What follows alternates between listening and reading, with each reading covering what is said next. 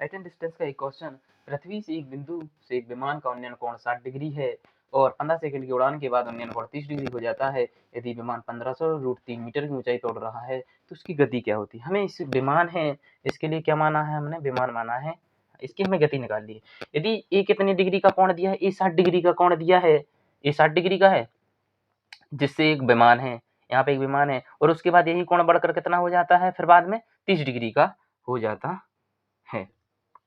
अब हमें क्या निकालना है, हमारे लिए इस विमान की चाल निकालिए कि इसकी चाल कितनी है। यदि 30 डिग्री है, ये 60 डिग्री है, 60 डिग्री के सामने की भुजा में √3 से भाग करने पर 30 डिग्री के सामने की भुजा आएगी। ये हमारे पास कितनी है ऊंचाई, 1500√3 है, तो इसके सामने की भुजा कितनी है, 1500 है, तो ये कितनी है, 1500 है।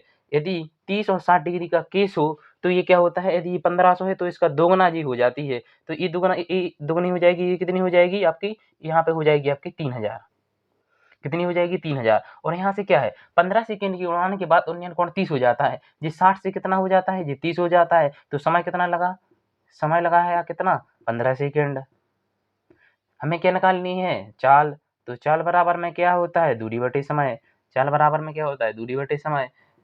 चाल बराबर दूरी बटे समय। दूरी कितनी है, यहाँ से यहाँ तक जाने में कितना है, 3000 किलोमीटर, और समय कितना लगा है, 15, तो 15 दूनी 30, कितनी, 200 मीटर पर सेकंड की रफ्तार से चल रहा है। क्योंकि हमारे लिए यहाँ से यहाँ तक क्या दिया है, समय दिया है, कितना दिया है, 15 सेकंड दी है, और यहाँ से हमने दूरी निकाल ली है। दूरी कितनी आई है हमारी, 3000 आई है।